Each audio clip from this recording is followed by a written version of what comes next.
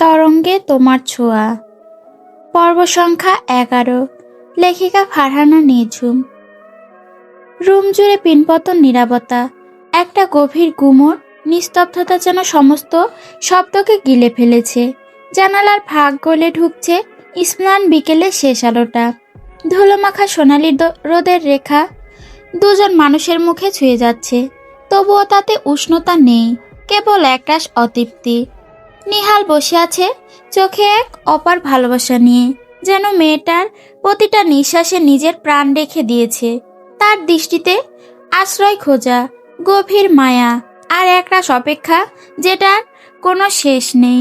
আর নূপুর, সে চুপচাপ স্থির, চোখ দুটো যেন কুয়াশা ঢাকা নদী, যেখানে ভালোবাসার কোনো প্রতিফলন নেই, আছে শুধু অপরাধবোধের ছায়া।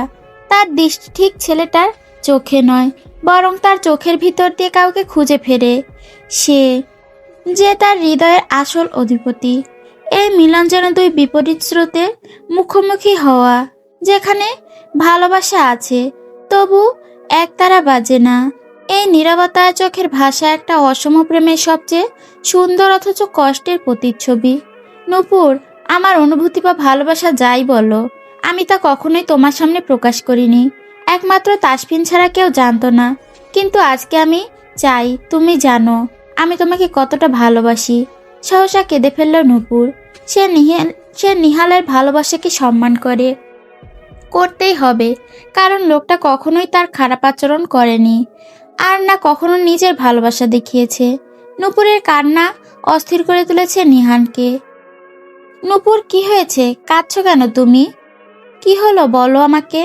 শব্দ করে হেসকে ওঠা শুরু হয় নূপুরের। কম্পিত সুরে বলল, আমি আপনাকে ভালোবাসি। ভালোবাসি না নিহান ভাইয়া। বরফের ন্যায় শরীর জমে যায় নিহালের। থমকায় সে। নূপুর ফের বলল, আমি ভালোবাসি না, আমি সাইফুলকে ভালোবাসি। নিহাল ভাইয়া, আমি চাইনি আপনাকে অপমান করতে বা আপনার ভালোবাসাকে অপমান করতে। আমি কি করব জানি না। নিহালের প্রাণটা যেন কেউ ছিঁড়ে বের করে নিয়ে আসছে। নিঃশ্বাস বন্ধ হয়ে আছে তার, কপালে বিন্দু বিন্দু ঘাম জমছে তার। সে কি কষ্ট পাচ্ছে, খুব যন্ত্রণা হচ্ছে বুকের বাঁ পাশে। মানে, নূপুর কি বলছো এগুলো? সাইফুল, আমি ওনাকে ভালোবাসি, আম্মু জানে সবটা। এখন হঠাৎ করে এসব হয়ে যাবে আমি ভাবতে পারিনি। আমি জানতাম না আপনি আমাকে। সরি, আমি। কথাগুলো আটকে আসছে নূপুরের। এদিকে নিঃশ্বাস নিতে না পেরে হাঁসফাঁস করছে, থাকতে পারল না সে। কাশি শুরু হয়েছে তার। বুকে হাত মালিশ করতে করতে বেরিয়ে এলো সে। সেদিনের পর আর কখনো নূপুরের কাছে নিজের ভালোবাসার কথা জাহির করেনি নিহাল, আর না তার বিয়েতে বাধা দিয়েছে। আচ্ছা, পূর্ণতা না পেলে কি ভালোবাসা যায় না? নিহাল আজও গোপনে ভালোবাসে নূপুরকে, ভীষণ আদর করে মাহিরকে। হোক না সে অন্য কারো, আড়ালে আবডালে থেকেই না হয় তাকে আজীবন ভালোবেসে যাবে। নূপুর, নেমে এসো। কি হলো, কি ভাবছো তুমি? অনেকক্ষণ ধরে ডেকে চলেছে নিহাল, অথচ নূপুরের সারা শব্দ নেই। অবশেষে শুনতে পেল সে। অতীতের এমনভাবে ডুবেছিল, আশেপাশে কি ঘটছে কিছু মনে নেই। নিহাল দায়িত্ব নিয়ে মাহিরকে ডক্টর দেখায়, ওষুধপত্র কিনে নূপুরকে বাড়ি পৌঁছে দিয়ে আসে। এক পলক ফিরে নূপুরকে অস্বস্তিতে ফেলে না সে, তবে দূর থেকে লুকিয়ে দেখে চলে গেল নিষ্পথে। হাপিত্তেশ করছে নূপুর, কষ্ট হচ্ছে তার। মাঝে মধ্যে মনে হয় নিহাল নামক মানুষের সাথে সে যেন অন্যায় করেছে। খুব কষ্ট লাগছে তার। অনেক প্রেমিক তা দেখছে সে, কখনোই ভালো বিহেভিয়ার করে না, নিজের মন মতো মানুষটিকে না পেয়ে পাগলামি করে। কখনো কখনো তো সেই মানুষটিকে না পেয়ে পাগলামি করে, কখনো কখনো সেই ভালোবাসার মানুষটির ক্ষতি করে ফেলে। সেখানে নিহাল নূপুরকে আর কখনো বিরক্ত করেনি, কষ্ট দেয়নি। সন্ধ্যা হয়ে এসেছে প্রায়। সূর্যি মামা পাড়ি জমিয়েছে পশ্চিম আকাশে। লালচে আবরণে মাখামাখা প্রকৃতি। হালকা শীতল বাতাস গায়ে এসে লাগছে, এক অদ্ভুত স্নিগ্ধতা যেন এনে দিয়েছে মন জুড়ে। রাস্তার বাতিগুলো টিমটিম করে জ্বলছে, যেন ক্লান্ত চোখে রাতের নিস্তব্ধতা দেখছে। দূরের কোনো বাড়ির জানালা দিয়ে ক্ষীণ আলো বেরিয়ে আসছে, কিন্তু তার চারপাশে অন্ধকার এত গভীর যে সেই আলো যেন হেরে যাচ্ছে। আকাশে টলমলে রূপালী চাঁদ তার কোমল আলো ছড়িয়ে দিচ্ছে ধরণীর সর্বত্র। গাছের পাতায়, নদীর জলে, ঘাসের ডগায় ঝরে পড়ছে সেই রূপালী আলোর কুয়াশা। রাতটা যেন নিস্তব্ধতার মাঝে এক গভীর মায়াবী সুর তুলে বাজিয়ে যাচ্ছে। পাখিরা নিদ্রায়, বাতাসে যেন আজ একটু ধীর, একটু শান্ত। এমন রাতে হৃৎপিণ্ডে জমে ওঠে না বলা কথা, দূরের কারো মনের কথা পড়া যায় অজান্তে। জানালার কাছে চুপটি করে বসলো ফারা। তাসফিন ফিরেছে সবে, এই তো নিচে খেতে গিয়েছে। ফারা ইচ্ছে করে গেল না, খেতে ইচ্ছে করছে না তার, বিরক্ত লাগছে খুব। তাসফিন কি তাকে একটুও ভালোবাসে না? এই কৃষ্ণপুর থাকাকালীন তো কত পাগলামি করত। খট করে দরজা খুলে ভেতরে এলো তাসফিন। তার উপস্থিতি টের পেয়ে চুপ রইল ফারা। মিসেস শেখ, প্রত্যুত্তর করলো না ফারা। নিশ্চুপ ভঙ্গিতে বসে আছে। এগিয়ে গিয়ে ব্যালকনিতে রাখা সোফা সেটের টেবিলের ওপর প্লেট রেখে দিল। ফারা ঘুরেও দেখলো না একবার। কি হলো, খাবে না? না, ইচ্ছে নেই আমার। অভিমানী কণ্ঠস্বর। ভীষণ হাসি পাচ্ছে তাসফিনের। কেন ইচ্ছে নেই? জ্বালানোর জন্য, বলে ওঠে তাসফিন। খিদে নেই তাই?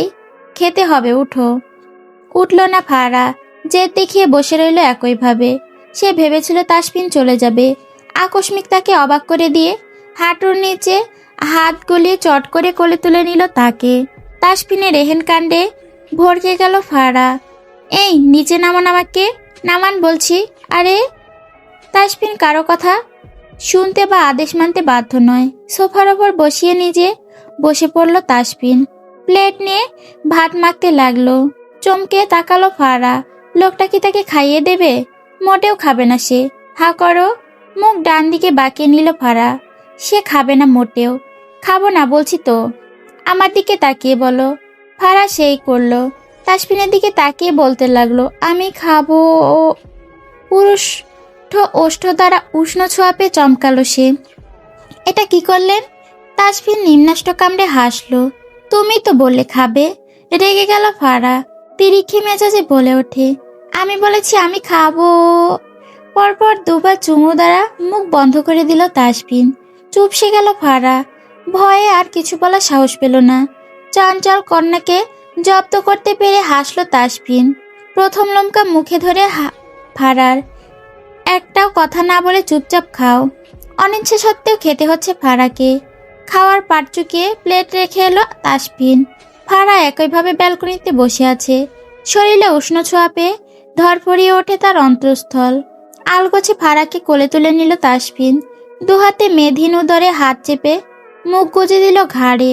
এত জেদ, এত রাগ কেন এই ছোট্ট শরীরে? ছাড়ুন আমায়, সবসময় এমন করেন। অবহেলা। ঘাড়ে আলতো করে চুমুকে দিল তাসফিন। অবহেলা নারে সুখ। যদি আমি কাছাকাছি আসি তাহলে যে বেসামাল হব। আর আমি বেসামাল হলে তুমি থামুন থামুন বলে চেঁচিয়ে ওঠো। কপাল কুঁচকে নেয় ফারা। এখন কি সব দোষ তার? লোকটা ছুলেই তার সুরসুরি লাগে। পরপর অনুভব করলো তার ঘাড়ে কোমল স্পর্শ। লজ্জায় আড়ষ্ট হলো ফারা। মেয়েকে রাগ দেখিয়ে বসে রইল।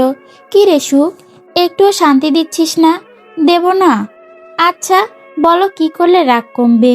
মাথায় দুষ্টুবুদ্ধি খেলে গেল ফারার। তাসফিনকে জব্দ করতে বলে ওঠে, গান শোনাতে হবে। সশব্দে হেসে ফেলল তাসফিন। ব্যাস এইটুকুই? অবাক হলো ফারা। তবে কি কমান্ডার এখন গান গেয়ে শোনাবে তাকে? সত্যি? গিটারটা নিয়ে এসো। ফারা একগাল হেসে দৌড়ে গিয়ে দেয়ালে টাঙানো বড় গিটারটা নিয়ে এসে পাশে বসলো। তাসফিন ব্যস্ত হাতে সুর তুলে ধীরে ধীরে তা নরম হতে লাগলো। তুমি আছো আমার মনের ভেতর। তোমায় দেখার পর থেকে দুনিয়া কেমন বদলে যায়। তোমার চোখ যেন স্বপ্নেরা নতুন করে জেগে ওঠে। হায়, তুমি আছো আমার মনের ভেতর। চুপি চুপি বৃষ্টি হয়ে ঝরে। তুমি ছাড়া এই হৃদয়টায় কিছুই আজকাল ধরে না। হাওয়ার সাজে বাজে তোমার গান। নরম আলো ছুঁয়েছে যায় প্রাণ। তোমার হাসি ছোট্ট শব্দে জীবন খুঁজে পায় নতুন মানে। তুমি আছো আমার মনের ভেতর। তোমার মায়া এত। চুপি চুপি বৃষ্টি ঝরে। হু হু, তুমি ছাড়া এই হৃদয়টায় কিছু আর আজকাল ধরে না। হাওয়ার সাথে বাজে তোমার গান। নরম আলো ছুঁয়ে যায় প্রাণ। তুমি ছাড়া এই হৃদয়টায় কিছুই আজকাল ধরে না। গালে হাত রেখে গানটা মন দিয়ে শ্রবণ করে ফারা। অতিশয় আশ্চর্য হয় সে। তার লেফটেন্যান্ট সাহেব সে শিল্পীদের থেকে কম নয়। গানের প্রতিটি লাইন যেন তাকে উজাড় করে দিয়েছে তাসফিন। শেষের দিকে এসে গিটারের টুংটাং শব্দে ধীরে ধীরে বাজাতে বাজাতে শান্ত স্বরে শেষের লাইনগুলো বলতে লাগলো। গিটারের সুর থামতেই দুহাতে তালি বাজিয়ে তুলল ফারা। ব্রিলিয়ান্ট, আপনি এত সুন্দর গাইতে পারেন, কই আগে তো বলেননি। হেসে ফেলল তাসফিন। গিটারটা সোফায় রেখে ফের কাছে টেনে নিল ফারাকে। আলগোছে ছুঁয়ে দিল তার গাল। আমি অনেক কিছুই পারি, সময় মতো দেখাবো। চোখ টিপে বলল তাসফিন। চোখ পাকিয়ে তাকালো তাসফিন। ইস কি লজ্জা, সরি তো এখানে হবে চোখ পাকিয়ে তাকালো ফারা। ইস কি লজ্জা, আপনি তো মহাপাজিল। ঘাড় মাসাজ করে তাসফিন লম্বা নিঃশ্বাস টেনে আওড়ালো। ঠিক কতটা পাজি সেটা না হয় সময় মতো দেখাবো। বাই দ্য ওয়ে, রাত হয়েছে, এটাই তো সময়। কি বলেন মিসেস শেখ? খিলখিলিয়ে হেসে উঠল ফারা। ঘুমে ঢুলুমুলু চোখ করে তাকালো তাসফিন। মাতাল করা হাসি টেনে বলে, চলুন ম্যাডাম, এবার ঘুমাই। তাকে কোলে নিয়ে বিছানার দিকে এগিয়ে গেল তাসফিন। কপালে পরপর অনেকগুলো চুমু খেয়ে বলল, আগামীকাল আমরা একটা জায়গায় যাচ্ছি ম্যাডাম, রেডি থাকবেন। অবাক হয় ফারা। কিছু জিজ্ঞেস করতে যাবে, কিন্তু তার হতে দেয়নি তাসফিন। বুকে জড়িয়ে ধরে শুয়ে পড়ে দুজনেই। নো মোর ওয়ার্ড সুখ, আমি সত্যি খুব টায়ার্ড আজ। চুপচাপ শুয়ে আছে ফারা। তবে এটুকুতে থেমে নেই সে। সবসময় লুচ্চু লেফটেন্যান্ট সাহেব তাকে জ্বালাতন করে, আজকেও সে করবে। উহু হু, ঘুমাবো না, এই রাতটা আইসক্রিম খাওয়ান। যান আইসক্রিম নিয়ে আসুন। ডান ভ্রু উঁচিয়ে তাকালো তাসফিন। তাই নাকি? ইচ্ছে করে জ্বালাচ্ছ ম্যাডাম, পরে সইতে পারবে তো? গাল ফুলিয়ে উঠল ফারা। আনবেন না আপনি? সহসা উঠে বসে তাসফিন। Let's go. ড্রয়িং রুমটা পুরোপুরি ফাঁকা। অন্ধকারে ডুবে আছে তা। পা টিপে টিপে এগোচ্ছে দুজনে। ফ্রিজের কাছে গিয়ে দাঁড়ালো ফারা আর তাসফিন। ওপেন করো। ফ্রিজ টেনে খুলতে অবাক হলো ফারা। ইতিমধ্যে আইসক্রিম রয়েছে চকলেট ফ্লেভারের। আপনি আগে থেকে এনে রেখেছেন? Yes Mrs Sheikh. এবার আপনি খেয়ে আমাকে উদ্ধার করুন। মুচকি হেসে নিজের মন মতো আইসক্রিম পুরোটা শেষ করলো ফারা। ঠোঁটের নিচে একটুখানি লেপ্টে আছে। তা গভীর দৃষ্টিতে তাকাচ্ছে তাসফিন। এতক্ষণে লক্ষ্য করছে ফারা। মিনমিনে গলায় শুধোয়, এভাবে কি দেখছেন? আমার পাওনাটা দিয়ে দিন মিসেস শেখ। মানে? একটুখানি দূরত্ব ঘুচিয়ে দিল তাসফিন। পরে একে অপরের সহিত মিশে গেল। অপ্রত্যাশিত স্পর্শে নুয়ে পড়ে ফারা। পিছুতে পিছুতে সেলফের সাথে ধাক্কা খেয়ে ঝনঝন শব্দে কিছু বাসন পড়ে যায়। ওষ্ঠচোরা তখনও আঁকড়ে ধরে রেখেছে ফারা। পরপর খোল হারায় ফারা। রান্নাঘরে ঠুসঠাস শব্দে হন্তদন্ত হয়ে ছুটে এলেন রুবেনা শেখ। কে ওখানে? মুখ টিপে ফারাকে নিয়ে ফ্রিজের দিকে চেপে দাঁড়ালো তাসফিন। চোখাচোখি হচ্ছে দুজনের। ঠোঁট কামড়ে হাসছে তাসফিন। রাগে ফুঁসছে ফারা। টুপটুপ করে তাদের গালে চুমু খেয়ে ফেলল তাসফিন। টুপটুপ করে তার গালে চুমু খেয়ে ফেলল তাসফিন। ফারা কিছু বলতে গিয়েও পারল না। এই বুঝে রুবেনা শেখ শুনে ফেলল। মিসেস শেখ, উম্মা। চোখ পাকিয়ে তাকালো ফারা। নৈশব্দে দুষ্টু হাসে তাসফিন। নিঃশব্দ এক রজনী। চারিদিকে নিঃশব্দতার ভার। যেন শব্দেরাও ঘুমিয়ে পড়েছে। সেই রাতের অন্ধকারে দাঁড়িয়ে আছে এক নিঃসঙ্গ পুরুষের ভালোবাসার হারা এক আত্মা। চোখ তার গভীর বিষাদ। হৃদয়ে অতীতের এক অমোচনীয় ব্যথা। নিহাল একা, একেবারে একা। কারো জন্য অপেক্ষা করে না। তবু এক অদৃশ্য প্রত্যাশায় চোখ রাখে আকাশের তারাদের দিকে। মাঝে মাঝে তার চোখের কোণে জমে ওঠে জল। হঠাৎই যেন কান্নায় ফেটে পড়ে নিস্তব্ধতাকে চিরে। তার কান্না কোনো আওয়াজ করে না। তবু রাতের বাতাসে এক ধরনের বিষণ্ণ সুর বাজে, যেন তার একাকিত্ব প্রকৃতির নিস্তব্ধতায় মিশে গেছে। নদীর পাড়ে বসে আছে সে। নদীর ঢেউয়ের স্নান শব্দ যেন তার ব্যথাগুলো আঁচ করতে পারছে। খুব করে সিগারেট টেনে চলেছে সে। সে মোটেও এসব খায় না, অথচ আজ বাধ্য হয়ে খাচ্ছে। শেষবার মুখে নিয়েছিল নূপুরের মনের কথা জানতে পেরে। আর আজকে নিয়েছে নূপুরকে আবারও কিছুটা সময় নিজের সাথে পেয়ে। নিহাল, কি করছিস এগুলো? একের পর এক সিগারেট খাচ্ছিস। আরিয়ান জানতো নিহাল এখানেই থাকবে, কিন্তু এখানে এসে এরকম একটা দৃশ্য দেখবে তা আশা করেনি। প্লিজ ভাই, বাধা দিস না। পুরো একটি প্যাকেট শেষ করেছে নিহাল। অবাক হয় আরিয়ান। শেষমেশ উপায় না পেয়ে মুখে গুজে রাখা সিগারেটটা ফেলে দিল অদূরে। পাগল হয়ে গেছিস তুই? কি রে নিহাল, তুই তো এমন নয়, তাহলে কি করে এসব করছিস? সাহসে কেঁদে উঠল নিহাল। আমার কষ্ট হচ্ছে রে ভাই, আমার ভালোবাসা পাওয়ার অধিকার ছিল না। এতটা কষ্ট কেন পেলাম আমি? আমি তো খুব ভালোবেসেছি নূপুরকে। আরিয়ান বুঝে উঠতে পারে না কি করে নিহানকে সান্ত্বনা দেবে। তুই চল, এখনই বাড়ি যাবি। নিহালকে জোরপূর্বক দাঁড় করালো। নিহালের এক একটি দীর্ঘশ্বাস বারবার বলছে, পৃথিবী তুমি তাকে নিঃশব্দে জানিয়ে দিও। আজও কোনো এক কোণে এক প্রহরী হৃদয় তাকে আগলে রাখে। এক টুকরো ভালোবাসা যা উচ্চারিত না হয়ে জীবনের শেষ নিঃশ্বাস পর্যন্ত নিভে যাবে না। তার ব্যাকুল হৃদয় আর্তনাদ করে জানান দেয়, পৃথিবী যদি পারো কানে কানে বলে দিও তাকে, কেউ আছে আজও তার নামে হৃদয়ের মন্দিরে দীপ জ্বালে।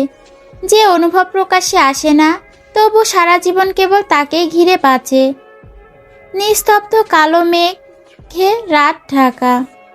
আকাশ জুড়ে ভারী মেঘের চাদর, চাঁদ তারার আলো ঢেকে রেখেছে গভীর অন্ধকারে। বাতাসে এক ধরনের চাপা নিস্তব্ধতা, যেন প্রকৃতির নিঃশ্বাসে শ্বাস নিচ্ছে। দূরে কোথাও বাজ পড়ার আবছা আলো অন্ধকার আকাশটাকে মুহূর্তের জন্য ছিন্নভিন্ন করে দিচ্ছে। তারপর আবার সবকিছু গাঢ় কালোতে মিশে যায়। কেবল মাঝে মধ্যে কোনো কুকুরের ডেকে ওঠা এবং হালকা বাতাসে শোষ শব্দ কানে আসছে। পাতলা জামাটা খানিকটা সরে গেছে ফারার।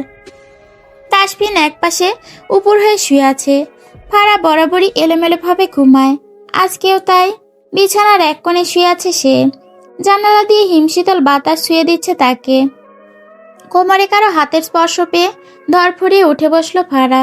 ফারা ধরফড়িয়ে উঠে বসতেই চারিদিক অন্ধকার যেন আরো গাঢ় হয়ে আসে। বুকের ভেতর ছন্দপতন, নিঃশ্বাস ভারী হয়ে ওঠে। জানালার পর্দা হালকা নড়ছে, যেন অদৃশ্য কেউ সেখানে দাঁড়িয়ে নিঃশব্দে তাকিয়ে আছে তার তীক্ষ্ণ গভীর অথচ নীরব দৃষ্টিতে। মনে হচ্ছে এই নিস্তব্ধতা কেবল রাতের নয়, এই অন্ধকারে কেউ আছে যে নিঃশ্বাস ফেলছে তার খুব কাছাকাছি, যার দৃষ্টির ভার সে স্পষ্ট টের পাচ্ছে নিজের ত্বকে। অস্থির হাতে পাশে চাদর টেনে নেয় সে। পাতলা জামাটা বুক বরাবর ঠিক করে টেনে তোলে। নিজেকে জড়িয়ে ফেলে দ্বিগুণ করে, যেন স্পর্শ নয়, দৃষ্টিও যেন ভেদ না করতে পারে তার শরীর। চোখ দুটো ছায়ার দিকে ছুটে বেড়ায়, কিন্তু অন্ধকার কেবল রহস্য ছড়ায়, ব্যাখ্যা দেয় না কিছুই। তার ভেতরটা কেঁপে ওঠে। এ কি নিছক কল্পনা, নাকি কোনো গভীর চোখ সত্যি তাকে গিলে নিচ্ছে অন্ধকারের আড়ালে? এক মুহূর্ত ফারা যেন নিজের শরীর থেকে পালাতে চায়, নিজেকে আড়াল করতে চায় নিজের মধ্যেই। যেন সমস্ত আলো নিভে গেলে একটি চোখ তাকে আর চিনতে না পারে। ফারার শীতল কাঁপতে থাকা আঙুলগুলো ধীরে ধীরে তাসফিনের বাহুতে গিয়ে থামে। কণ্ঠটা প্রায় নিঃশব্দ, কিন্তু আবেগে ভেজা। লেফটেন্যান্ট সাহেব, আমার কেমন অস্থির লাগছে, একটু জড়িয়ে ধরবেন? ঘুম ভাঙা চোখে তাসফিন তাকায়, কিছুটা অবাক। ফারার কণ্ঠে এমন কম্পন সে খুব কমই শুনেছে, যেন নিঃশব্দে কোনো কান্না লুকিয়ে আছে ওই কোটি শব্দের মধ্যে। তাসফিন উঠে বসে, তার চোখে ঘুম নেই, এখন সেখানে সূক্ষ্ম দৃষ্টি। ফারা ভয়ে হাত উঁচিয়ে দেখালো। জানালার বাইরে একবার তাকিয়ে মেঘের ঘন চাদর আর কালো হয়েছে। বাতাসে আজকে রাতটা যেন সত্যি অস্বাভাবিক ভারী। পা টিপে টিপে সে বিছানা ছেড়ে জানালার কাছে যায়।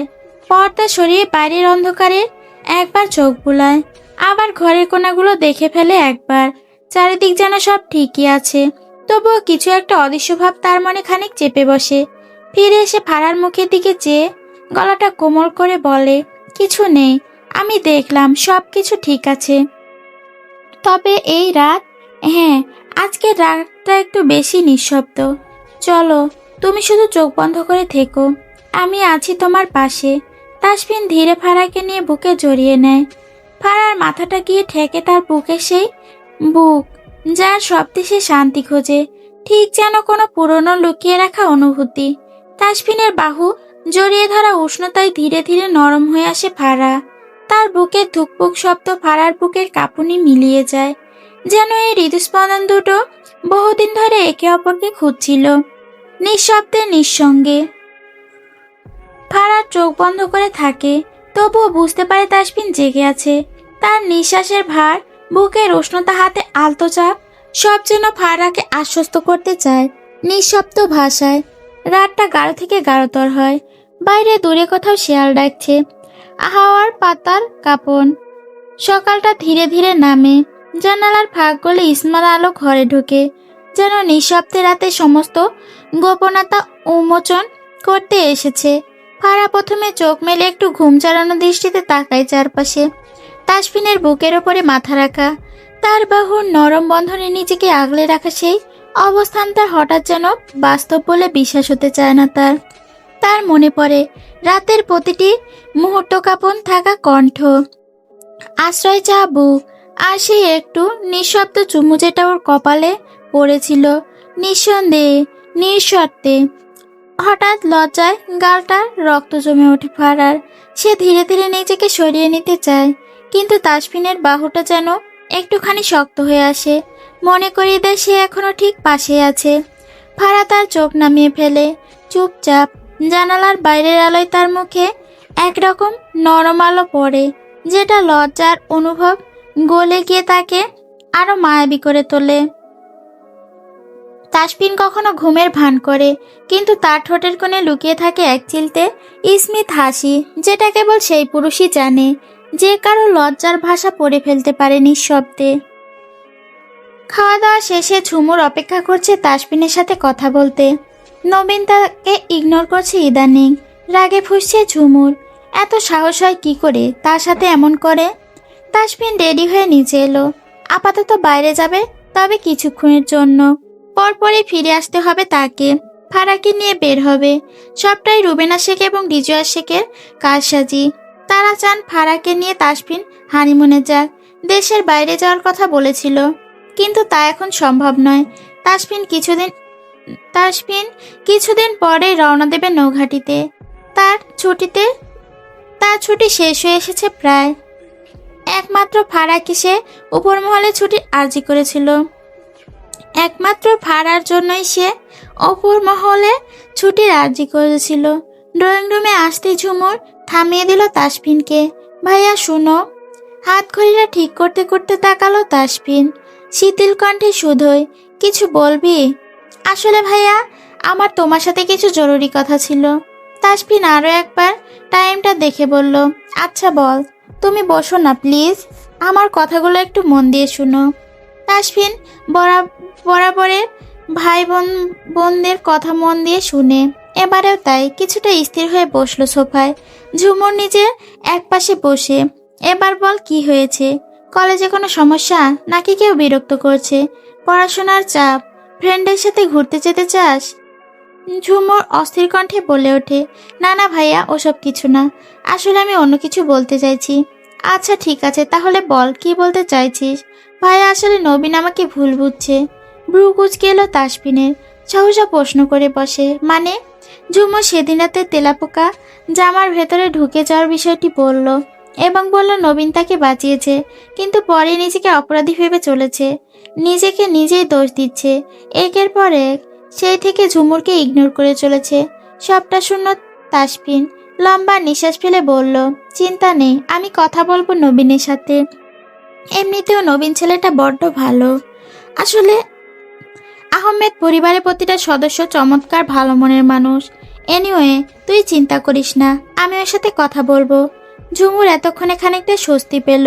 তাসফিন যখন বলেছে কথা বলবে, তাহলে বলবে। আর চিন্তা নেই। ঠিক আছে ভাইয়া, তুমি কথা বলো। তাসফিন উঠে গেল। বড্ড দেরি হয়ে গেছে, এখন যেতে হবে। না গেলেও নয়। আহমেদ পরিবারের কথায় আরিফ আহমেদের কথা মনে পড়ছে তার। মানুষটা রুবেনা শেখের মতো। মামা গন্ধ মিশে আছে ওনার মাঝে। অনেকদিন কথা হয়নি, এবারে কথা বলা প্রয়োজন। হ্যালো আম্মু, ডাকবেন আম্মু বলে।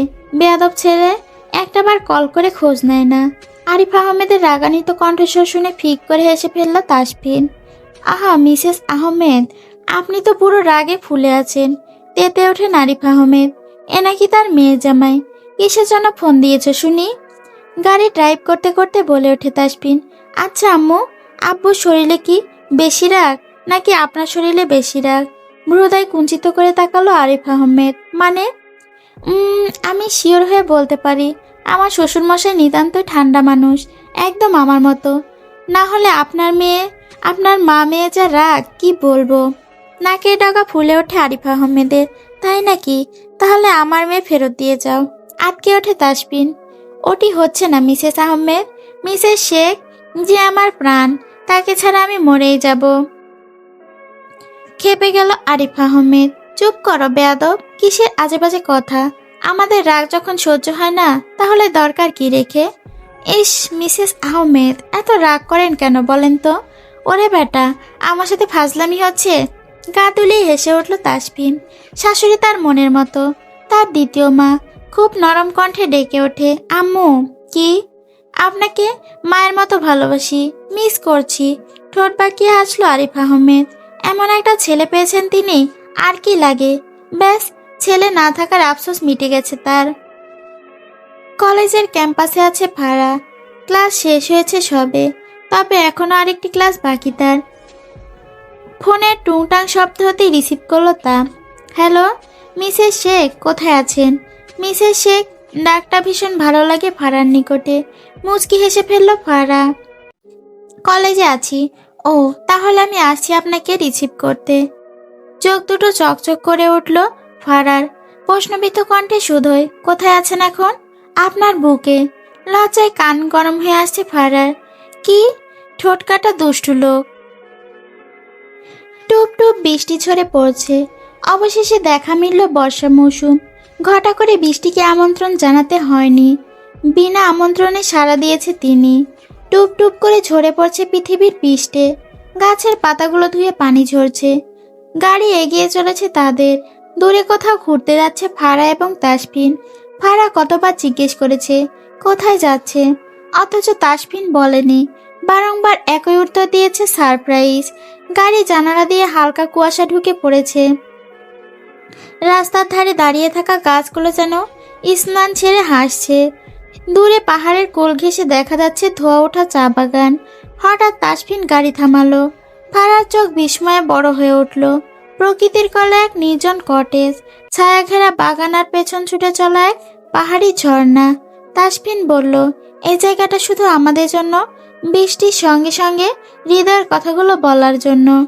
ফারা চুপ করে দাঁড়িয়ে রইল কিছুক্ষণ, তারপর ধীরে ধীরে এগিয়ে এসে বলল, এটা সারপ্রাইজ। ওয়াও। ঢাকার গাড়ি চাকা যেন ধীরে ধীরে মিশে যাচ্ছে সমুদ্রের সবুজে। চারপাশে শুধু সবুজ আর সবুজের চোখ যতদূর যায়। চা গাছের সারি।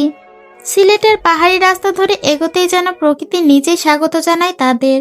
বাতাসে ভেসে আসে সদ্য ধোয়া পাতার সুবাস, সেই সঙ্গে দূরের পাখির ডাক, ঝিরিঝিরি বৃষ্টির ছোঁয়া, আর এক অদ্ভুত শান্তি।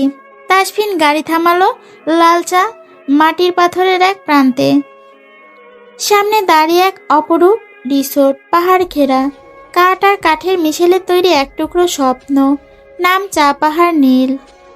ফারা অবাক চোখে তাকিয়ে থাকে ছাদের বৃষ্টির টাপুর টুপুর শব্দে। সামনে বারান্দা থেকে দেখা যায় চা বাগানের ঢেউ খেলানো গতি, আর পেছনে পাহাড়ি ঝর্ণার মৃদু কলকল ধ্বনি। রিসোর্টের ঘরে ঢুকতেই কাঠের ঘ্রাণে মিশে যায় এক ধরনের উষ্ণতা। জানালা পাশে রাখা টেবিলে দুটি কাপ আর রং চার আদা লেবুর গন্ধে মাখানো। ফারা জানালা খুলে দাঁড়ায় আর বলে, আপনি ঠিক বলছেন, এটা শুধু আমাদের জন্য। তাসফিন কাছে এসে তার কাঁধে একটা চাদর তুলে দিয়ে বলল, চা বাগানের বৃষ্টি, পাহাড়ের হাওয়া আর তুমি, এই তিনটেই আমার প্রিয়। ঘর জোড়া নিস্তব্ধতায় বৃষ্টির সুর যেন একমাত্র সঙ্গীত হয়ে বাজছে। আলগোছে এসে ফারাকে পেছন থেকে জড়িয়ে ধরে তাসফিন। এই প্রথম তার ভেতরে অন্য কিছু অনুভব করছে। খুব করে মন চাচ্ছে প্রিয়তমাকে ছুঁয়ে দিতে, আদরে আদরে ভরিয়ে দিতে। সুখ। জি। ঠোঁটের খুব কাছে গলা স্বর নামিয়ে ফিসফিস করে বলে, আজ রাতটা শুধু আমাদের ফারা। পৃথিবী থেমে থাকুক, সময়টাও ভুলে যাক হাঁটতে। ফারা বুকের স্পন্দন যেন ছুঁয়ে যায় তাসফিনের হৃদয়ের তালে। বৃষ্টি যেমন নিঃশব্দে ভিজে দেয় পৃথিবীকে, আমি তেমনই তোমাকে ভালোবাসতে চাই। প্রেমের বাক্যগুলো হৃদয়ে গেঁথে যাচ্ছে ফারার। কাঁপছে থরথর করে। কি লজ্জা! এক মুহূর্ত চুপ থেকে সে ফারার কানে কানে ফিসফিস করে ওঠে, এই রাতে আমরা কোনো কথা বলবো না, শুধু চোখে চোখ রেখে লিখবো এক প্রেমের চিঠি, যা পড়বে শুধু চাঁদ আর বৃষ্টি। হেসে ফেলল ফারা।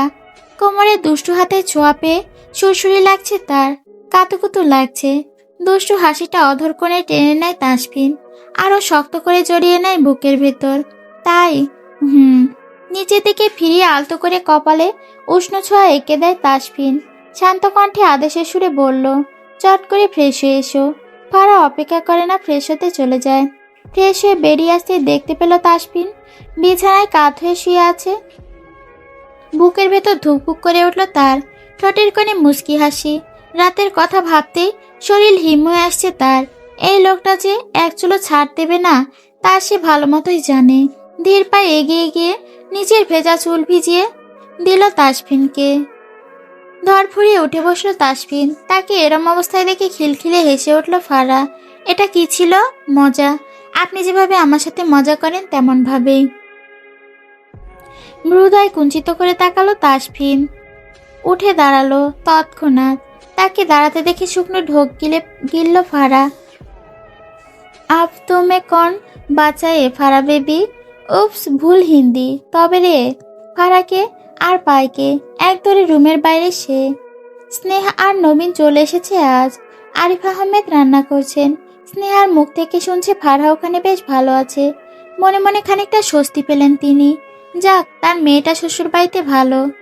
তবে মনটা খচখচ করছে একটিবার কথা বলার জন্য। সাজ্জাদুল আহমেদ ঘুমাচ্ছেন। ডাক্তার দেখে আনা হয়েছে ওনাকে। দুদিন ধরে খুব অসুস্থ উনি। জয়নাল আহমেদ কদিন টানা কাজ করে চলেছে। তবে নবীন ফিরে আসতেই ভেবেছে দুদিন বিশ্রাম নেবেন। ভেতরে ভেতরে ভীষণ চাপা একটা অনুভূতি কাজ করছে নবীনের। আসার আগে তাসফিনের সাথে তার কথা হয়েছে। লোকটা বড্ড ভালো। তাই তো কি সুন্দর করে ঝুমুর আর সেদিনের অপ্রত্যাশিত ঘটনাটা সমাধান করে দিল। ঝুমুর আসার সময় বলেছিল গিয়ে ফোন করতে। ভীষণ বাজে অনুভূতি হচ্ছে নবীনের। আচ্ছা, এই রাত বিরেতে কল করবে কি করে? ফোন হাতে নিয়ে এদিক সেদিক করলো নবীন। আকস্মিক টুং শব্দ করে ফোনটা বেজে উঠল। স্ক্রিনে নূপুর নামটা দেখে থম মেরে গেল নবীন। ফোনটা রিসিভ করার পূর্বেই কেটে গেল। ফের ফোন বেজে উঠতেই রিসিভ করে নেয় নবীন। তাড়াহুড়ো করে বলল, সরি, ধরার আগেই কেটে গেল। হেসে ফেলল ঝুমুর। দুষ্টু হেসে বলল, আস্তে আস্তে, সমস্যা নেই। এত সরি বলার কি আছে নবীন? বাই দ্য ওয়ে, আপনি হঠাৎ করে এমন সাদাসিধে হলেন কিভাবে? নিজের কথা ভেবে অবাক হলো নবীন। সত্যি তো, সে এমন হলো কি করে? ঝুমুর কিছু বললে অস্থির লাগে তার। না মানে কিছু অন্য কিছুর গন্ধ পাচ্ছি। লজ্জায় হাঁসফাঁস লাগছে বুঝি? থমকে যায় নবীন। আরে না, আরে হ্যাঁ। দুজনে হেসে উঠল। আকস্মাৎ ঝুমুর নবীনকে অবাক করে দিয়ে বলল, মিস ইউ। হৃদস্পন্দন থমকে গেল নবীনের। সে কি শুনছে? ঝুমুর তাকে মিস করছে? পড়াশোনায় ডুবে থাকা মেয়েটি তার মতো নিছকই সামান্য একটা মানুষকে মিস করছে। নৌঘাটিতে বেশ কিছুদিন হলো সৌহার্দ্য ফিরেছে। তবে তার হাবভাব খুব একটা ভালো নয়।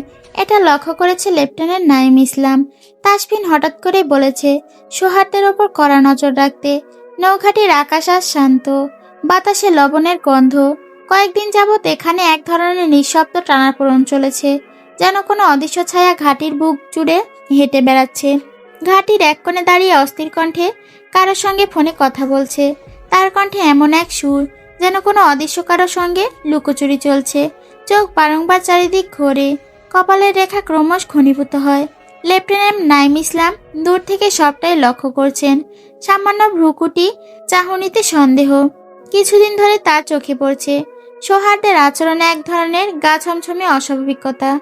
এক সময় প্রাণবন্ত এই যুবক যেন কিছু লুকোচ্ছে, যেন নিজেকে আড়াল করার এক নিঃশব্দ প্রচেষ্টা চালিয়ে যাচ্ছে। তাসফিনের নির্দেশনায় হঠাৎই এসেছিল, সৌহার্দ্যের উপর কড়া নজর রাখো নাইম। তার গতিবিধি স্বাভাবিক নয়। আর সেই নির্দেশেই গন্ধ যেন বাস্তব হয়ে ধরা দিল। নাইম কান পেতে শুনলেন ফোনালাপের কিছু টুকরো। না, ওরা কিছু বুঝতে পারেনি এখনো, কিন্তু আরো বেশি সময় নেই। সাবধানে থাকতে হবে। শব্দগুলো হাওয়ায় ভেসে আসে, কিন্তু তাদের ভার যেন পাথরের মতো ভারী। নাইমের চোখ আরো শানিত হয়। তার অভিজ্ঞ মন বলছে এখানে কিছু একটা গভীর রহস্য লুকিয়ে আছে। রাতের নৌঘাটি যেন নিস্তব্ধতা গিলে ফেলেছে। গা ছমছমে নীরবতা চারপাশে। দূরে থেকে বাতিঘরের আলো একবার জ্বলে, একবার নিভে। আর ঠিক তখনই সৌহার্দ্য এখানে ঘাটির দক্ষিণ পাশের নির্জন এক কোণে দাঁড়িয়ে ফোনে কথা বলছে। কণ্ঠস্বর তার আগের চেয়ে অস্থির।